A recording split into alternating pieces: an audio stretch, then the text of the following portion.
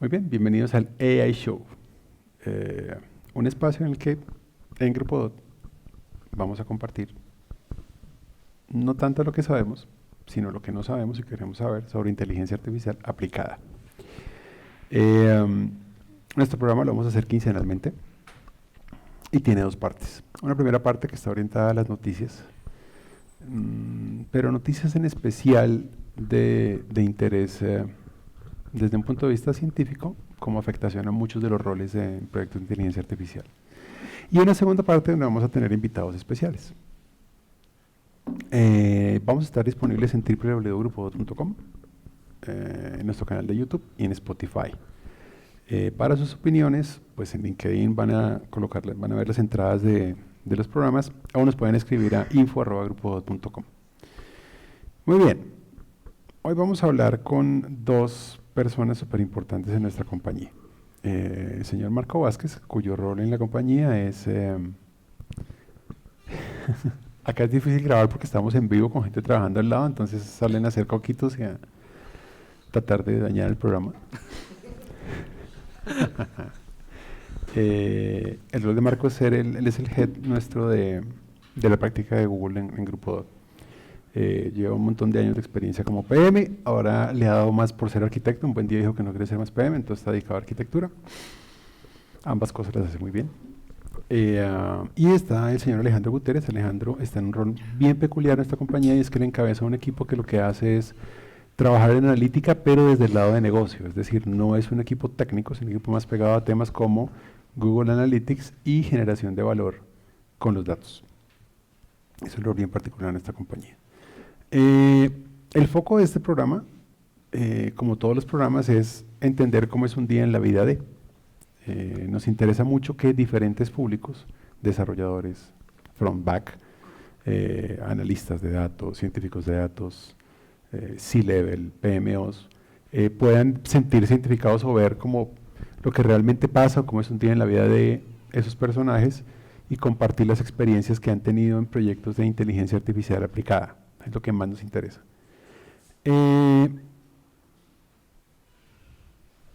Hoy la idea es hablar un poco del balance que hay entre el enfoque de arquitectura y el enfoque, digamos que desde analítica de datos, que es un debate que muchas veces tenemos. Primero, para contextualizar un poquito, ¿cuántos proyectos de data hemos hecho en los últimos 2, 3 años? No sé en cuántos has estado metido, Marco. Yo diría que en los últimos años a nivel de datos, por unos 15, 20. Ok. 15 o 20, sí. Alejo, ¿tú en cuántos proyectos de datos has estado? Creería que igual, es un número parecido porque las dos áreas están muy ligadas, unos 15 tal vez, un poquito menos que Marco. Ahora, hay proyectos que nosotros ejecutamos que son desde puro lado de negocio, donde a veces hacemos conceptualización y trabajamos como en lo que consume un cliente final, un cliente interno y externo. Y hay otros donde solo hacemos arquitectura, digamos que la parte baja, que es más de lo que hace Marco, y hay unos en los que hacemos todo, la parte de arriba y la parte de abajo. Siempre hay una discusión cuando uno aborda el proyecto. Lo primero es que como compañía, cuando al interior de las compañías uno ve el debate de en dónde debería estar la cabeza del proyecto. Pensemos en un proyecto que está orientado a disponibilizar datos integrados de múltiples fuentes. Es un caso como común, un data lake, con datos estructurados, no estructurados, que vienen de muchas fuentes, que es lo normal en un data lake. Si a uno le dicen, vamos a ejecutar un proyecto de data lake, según tú, Alejo, ¿dónde debería estar la cabeza de ese proyecto? Creería que en ese tipo de casos es fundamental que haya un componente técnico fuerte. Sin embargo, el data lake, o como nosotros concebimos este tipo de práctica, también, por más que sea técnico, por más que involucre ese tipo de roles, es importante que esté ligado a lo que el negocio aspira a sacar de ese tipo de proyectos.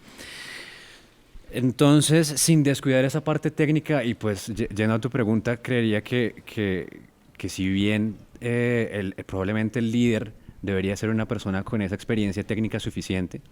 Sí debería estar acompañado de, bien sea, o de un rol que lo lleve hacia negocio, que le dé un propósito y un sentido a ese proyecto. No sé, Marco, ¿qué opina ahí?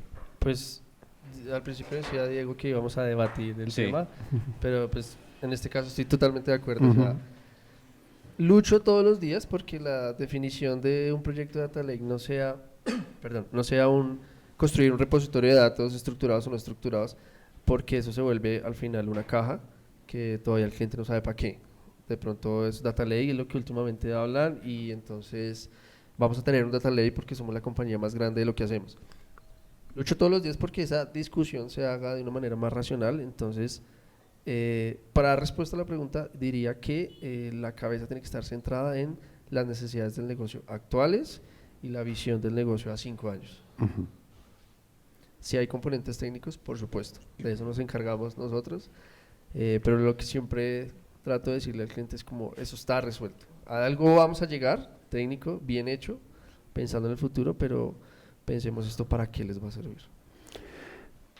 Hemos encontrado, digamos que ambos extremos en diferentes clientes. Hemos visto clientes que tienen áreas de analítica súper fuertes que no dependen de tecnología, sino dependen de un área de negocio. No sé, en consumo masivo o en ese tipo de clientes, uno encuentra que que inteligencia de negocio, no como práctica, sino como área o analítica, depende, por ejemplo, de mercadeo o de ventas. Hay otros clientes de un corte más tradicional donde analítica depende de tecnología. ¿Qué pros o contras tiene encontrarnos con un cliente que está, cuando uno llega y le entregan el proyecto, uno dice, bueno, si el proyecto está en un área de negocio y lo está ejecutando marketing, ¿cuáles son los problemas que tiene cuando empezamos a trabajar solo con marketing y no con tecnología? ¿Y cuáles son los problemas que hemos tenido cuando trabajamos desde un proyecto que está en tecnología, pero no tal vez tiene áreas de negocio? Sí. A mí me gustaría lanzarme ahí a responder desde el lado del negocio y de pronto Marco me segunda. Aspiraría que fuera así, o respondemos al revés si quieres.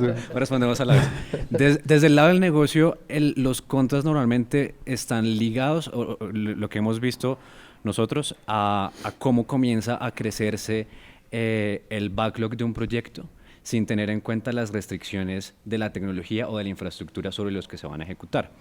Sin embargo, pues es bueno porque se presta a las discusiones de dónde genera valor, dónde se crece el negocio, dónde se crece el roadmap, pero se desliga, digamos que ahí los contras van a realmente tenemos la capacidad para ejecutarlo, realmente estamos listos, de pronto no son los sectores que más información tienen acerca de dónde realmente están los datos, cómo va a afectar eso al negocio, pero se tiene una buena discusión desde el punto de vista de cómo esto que se va a construir le va a aportar en general al negocio. Yo creería que ese sería desde este lado. Bueno, yo me atrevería a responder de ambos. Digamos que cuando el proyecto está muy enfocado al primer ejemplo, el área de BI o de inteligencia de negocios está muy pegada, por ejemplo, hacia marketing. Ahí digamos que los contras puede ser, bueno, los pros es que a esa gente no le importa técnicamente cómo lo vas a hacer, solo ellos necesitan resolver una necesidad de negocio. Entonces, llegarles a ellos a decirle que lo vas a hacer por una conexión o de lo que sea, ellos no te van a poner ningún prejuicio ante eso. Los contras que yo veo es que es muy difícil romper ese paradigma de que es que hoy yo lo hago en Excel, hoy yo lo hago en Power BI y es que pues yo siempre lo he hecho así, o sea, no entiendo por qué tengo que pasarme a otra plataforma si yo siempre lo he hecho así y todos los días presento el mismo dashboard. Y entonces es como que ese entendimiento de que, ven, lo vamos a lograr, pero necesitamos apoyarnos en una parte de tecnología, es como la discusión que siempre se da. Y cuando un proyecto está muy pegado a IT, bueno, perdón, me falta una. También explicarle a esa parte digamos, de esas áreas que desconocen la tecnología, que para para construir un modelo, para responder tu necesidad, vamos a tener que adquirir datos y que para eso se necesitan unos procesos técnicos que tiene la compañía. Es muy difícil de como esa discusión. Ya para el otro lado, cuando los proyectos están muy pegados hacia la parte técnica, pues los pros es que las necesidades desde la parte de IT pues son muy rápidas, ¿no? Entonces el acceso a la creación de usuarios, el acceso a las fuentes, todo es mucho más rápido. pero tiene un problema y es que las necesidades del negocio se empiezan a sesgar por la parte técnica. Entonces empiezan a pensar mucho como en cumplir las necesidades de mi área y se empieza a dejar de lado la parte del negocio. O sea, no, es que técnicamente no se va a poder hacer así, mejor hagámoslo por este lado. Sí, pero es que el negocio espera otra respuesta. Entonces es como eso, ¿no? Es como esa serie de discusiones, como llevar el camino pedagógico de una manera diferente. ¿Ha habido algún proyecto donde eso no sea problemático? Esa tensión. ¿No sea problemático? No, No, sí, siempre creo va a que haber. siempre O sea, hay... nunca hemos encontrado, hasta ahora no hemos encontrado una compañía donde no haya una tensión entre No, siempre va a haber, negocio. siempre, yo creo que en todos, siempre en todo proyecto, o sea, tanto de software como de analítica, siempre va a haber una fricción entre, como yo digo, como entre tres mundos, entre la parte de operaciones, entre la parte de IT y el funcional. Siempre va a haber un roce, siempre va a haber, pero yo quiero esto, pero no te puedo dar mucho, pero ojo porque no lo estoy viendo. Y a veces salta el de seguridad y dice, hey, mírenme acá, yo también. Entonces siempre va a haber ese roce. Entendiendo eso, entonces a nosotros se nos acercan muchos clientes diciendo, no sé, van a una conferencia nuestra, o en alguna presentación o leen material nuestro, o se enteran de lo que hemos hecho. Y eso normalmente es alguien que tiene que ver con negocio. Somos que estamos parados en negocio. Un chief de marketing, una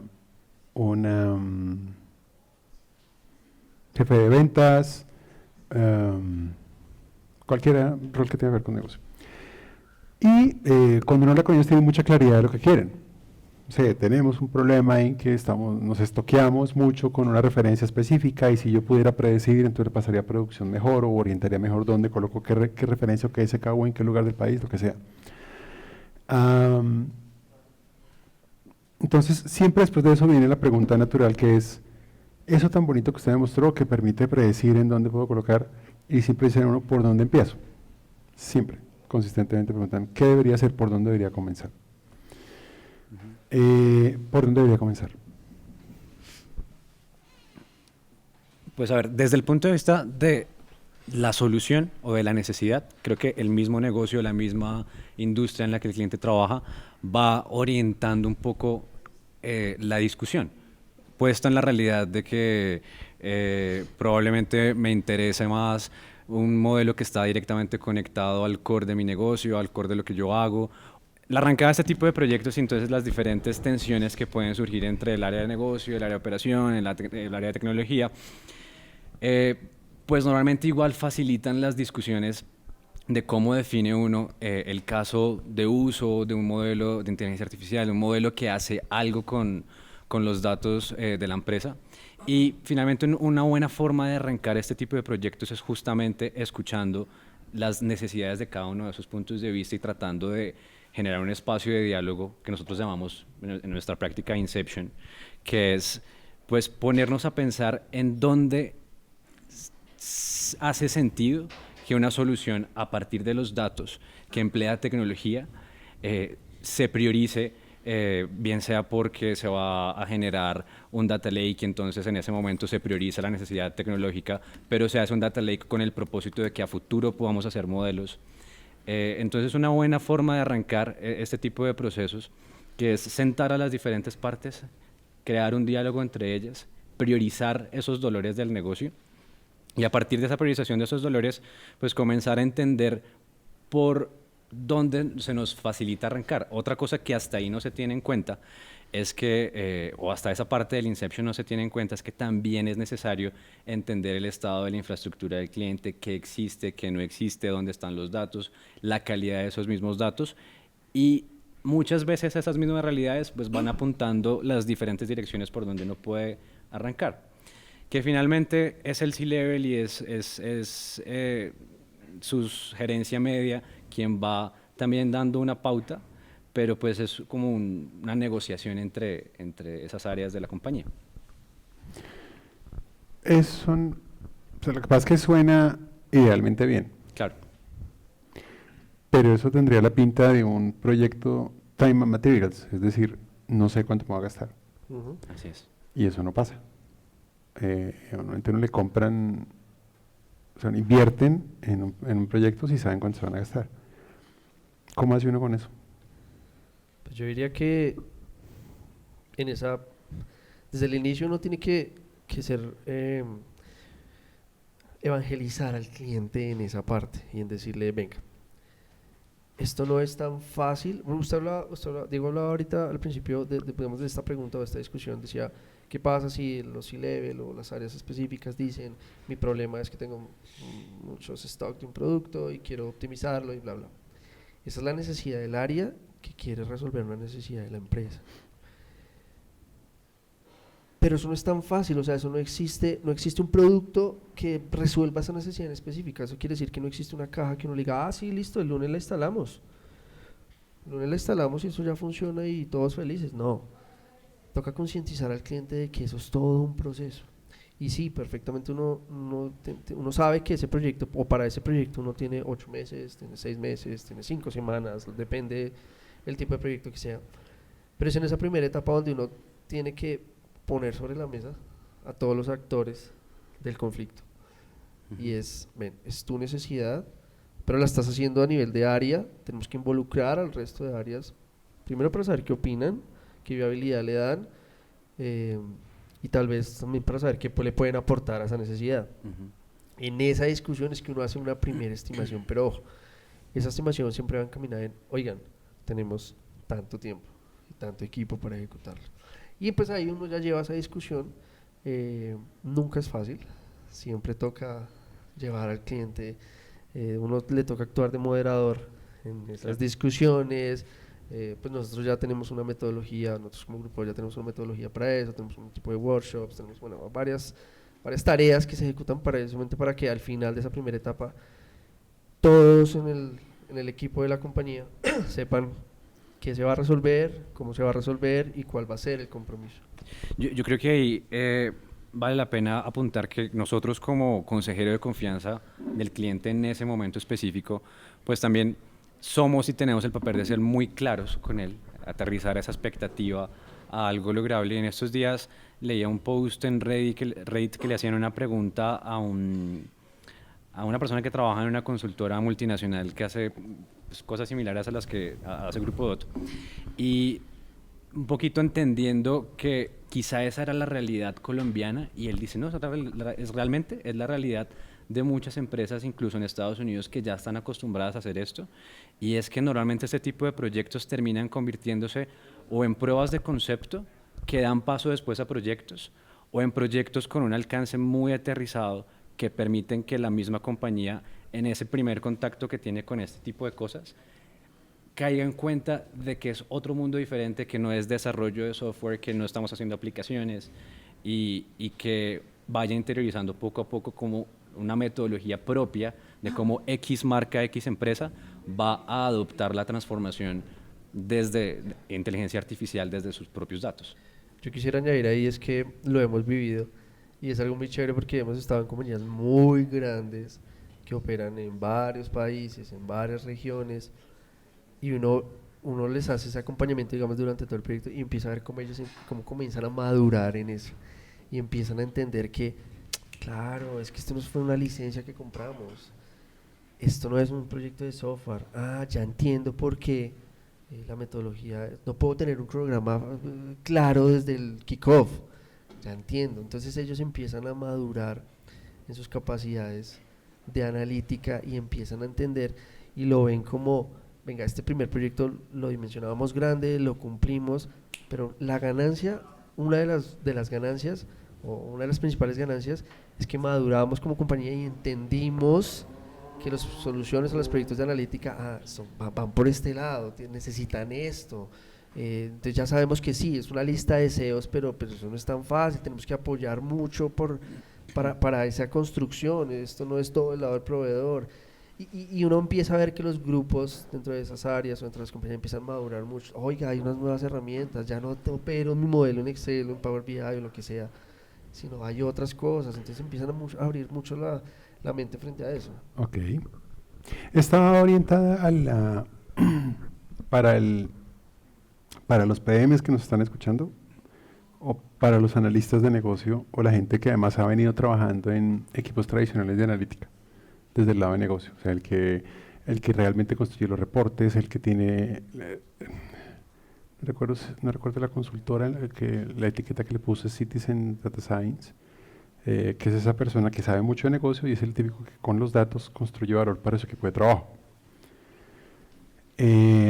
La diferencia, entonces empecemos del lado del PM. Un PM que toda la vida ha venido haciendo proyectos de gerencia de proyectos de tecnología en software, supóngase.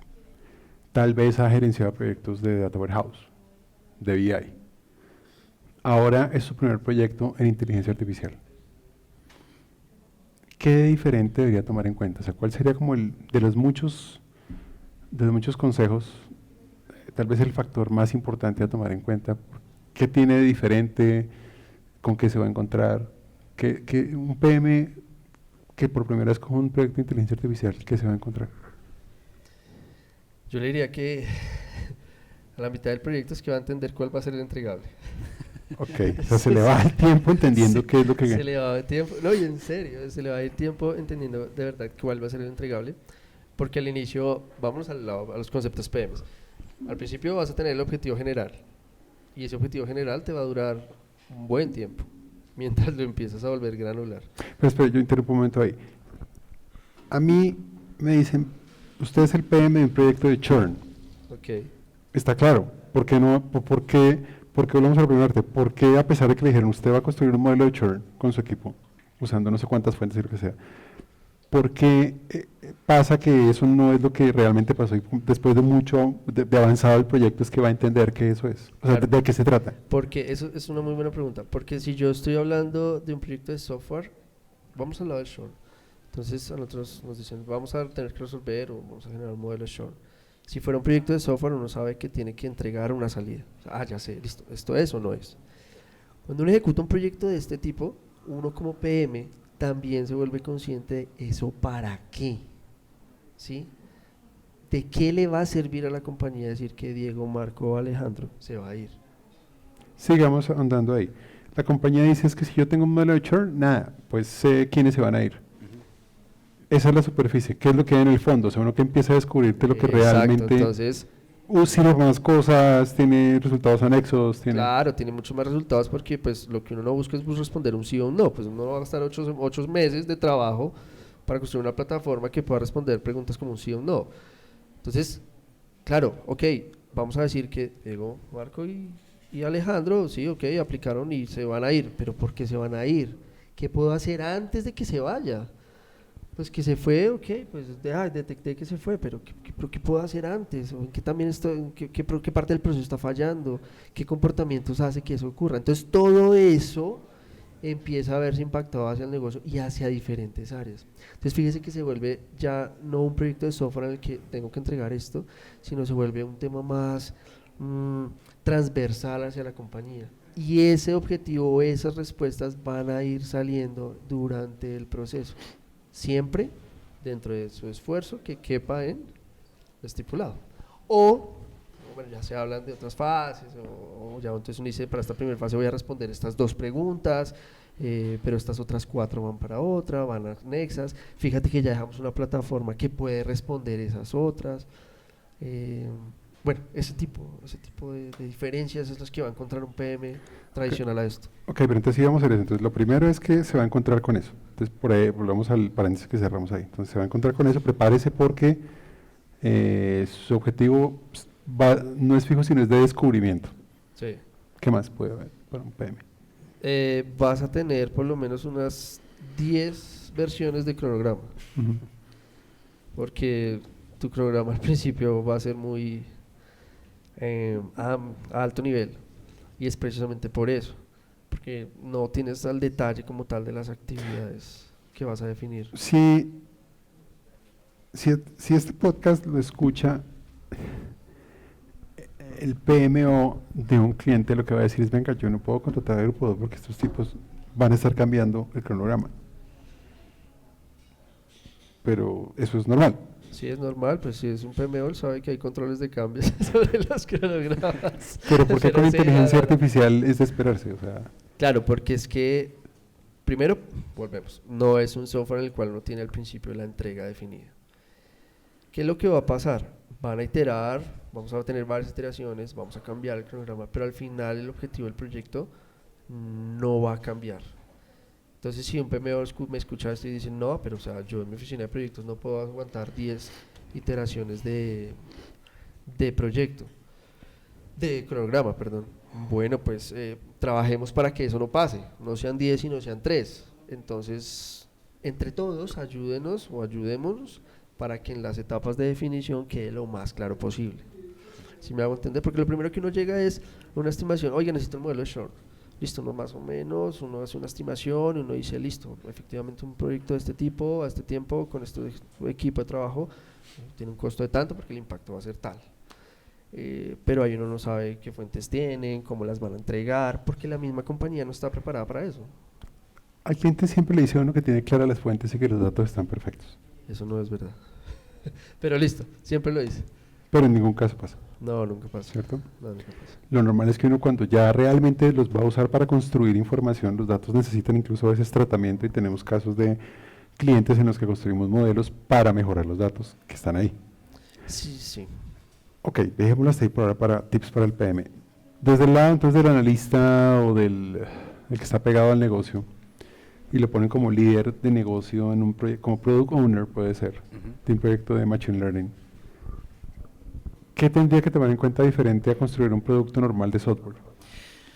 Bien, hay una cosa que cambia con respecto a desarrollo de software, es usted no va a tener un modelo que hace exactamente una funcionalidad X. Entonces, usted no tiene historias de usuario, porque sus historias de usuario no pueden ser el modelo hace X y Y, o yo accedo por aquí y por allá. Lo que usted finalmente termina haciendo, y es una diferencia ahí grande, es que usted construye un caso de uso, cómo ese modelo está conectado a mis datos, cómo se retroalimenta, cuáles son las salidas de ese modelo y sobre todo desde cómo esos resultados se activan, quién los activa, quién los usa. Hay un analista que es el que se conecta al modelo y lo usa esa información para qué.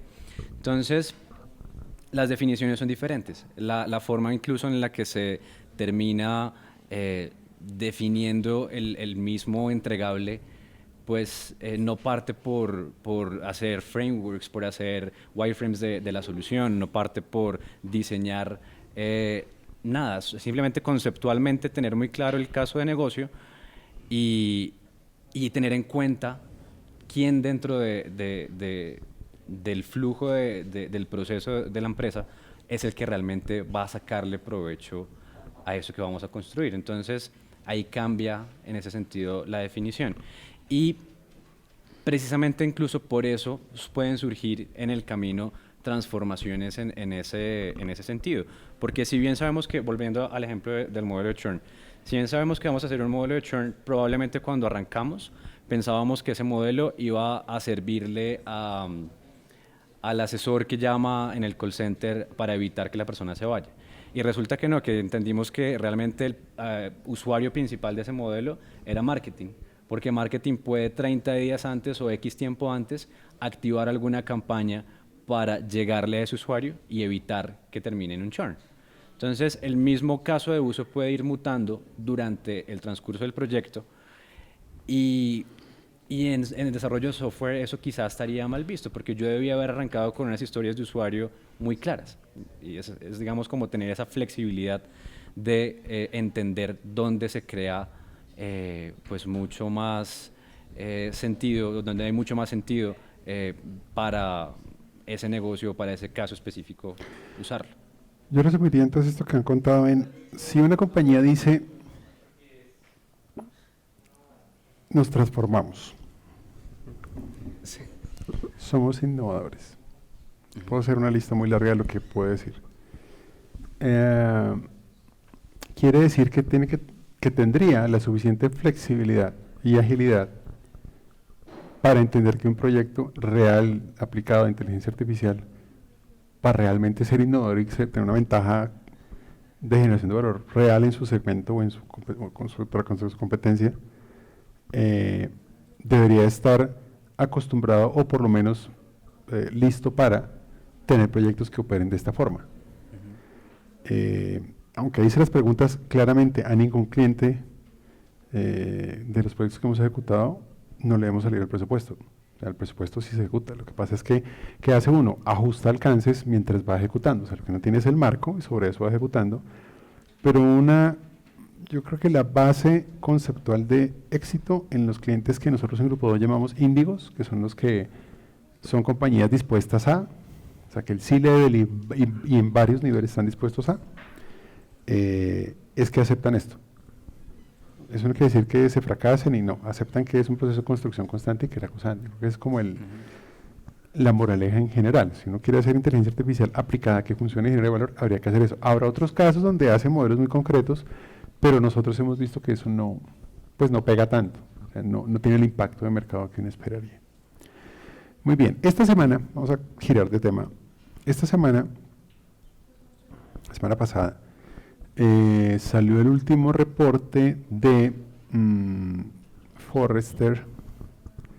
Este se llama The Forrester Wave, y Forrester Wave en este caso es Data Management for Analytics para el Q1 2020. Básicamente el reporte lo que dice es quiénes son los líderes, o sea, cuál es el estado de las compañías en el mundo, las más importantes en administración de datos y analítica. Una cosa que pasó muy interesante es que hay una línea, y yo creo que en video vamos a colocar la imagen para que la vean, entonces ahí la explicación que les voy a contar la van a poder ver en el video, y de los que escuchen pues trataré de explicarles. Digamos que hay como 4 líneas en una de las partes, que es donde están los challengers, los contenders, los strong performers y los líderes. Los líderes en datos y analítica tradicionales son los usual suspects, los sospechosos de siempre. Oracle, obviamente, IBM, Teradata, SAP, son como los que tradicionalmente han sido líderes en datos. Una cosa que está pasando es que para escalar fuertemente y sin que sea tan costoso o que sean márgenes de costo manejables para una compañía, yo ahora lanzo esas iniciativas a cloud.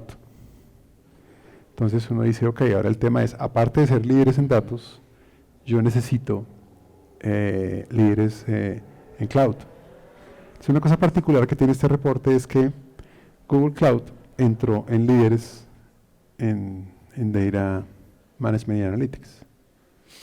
Pero es el único de cloud que está entre los líderes. Es decir, usted coloca los líderes de datos tradicionales y se metió Google en esa pelea ahora, siendo de cloud. Uno pregunta, venga, en las otras 2 cloud que son las más fuertes y de mayor uso en el planeta, que son Amazon y Azure. Microsoft, no están en ese cuadro. No están en el segmento de líderes, perdón. Están en el de strong performers. Entonces Google sí se sube al de datos,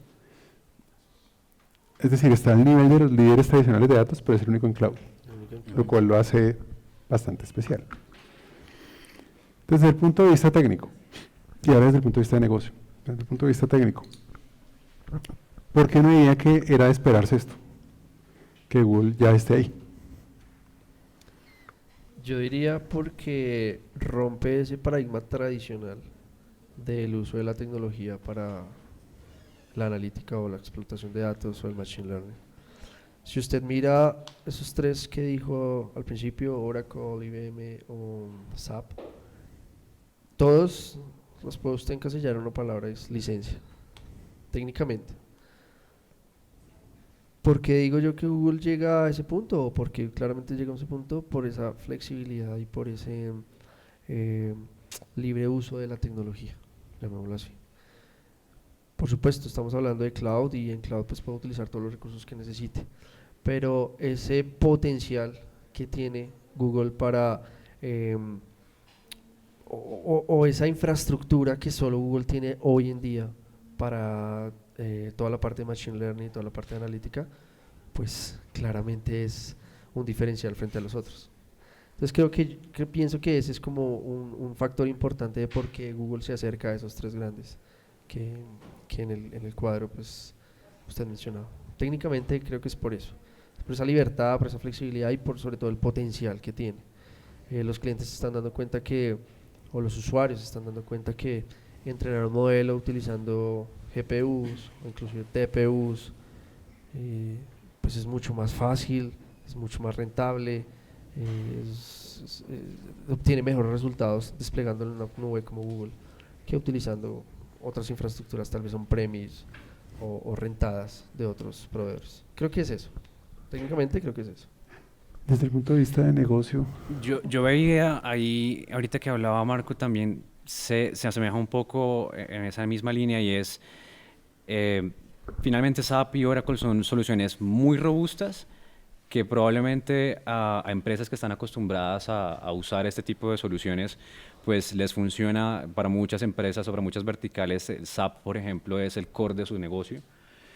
Pero el hecho de que, por ejemplo, ahora uno pueda trabajar toda la solución de SAP instalada desde Google Cloud hace que también comiencen a convivir diferentes cosas como el hecho de que en Google Cloud tengas el core de tu negocio, tu ERP, pero que también tengas tu CDP, tu Customer Data Platform, donde está toda la información de tus usuarios y que son finalmente componentes que por más robustos que sean son modulares. Es decir, que le sirven a un gigante de la producción de alimentos o le sirven a una empresa mucho más pequeña porque se adapta también a esa necesidad real y es a donde iba un poco también lo que comentaba ahorita Marco y es, yo no licencio un gran producto, yo licencio unos componentes que se adaptan a mi necesidad.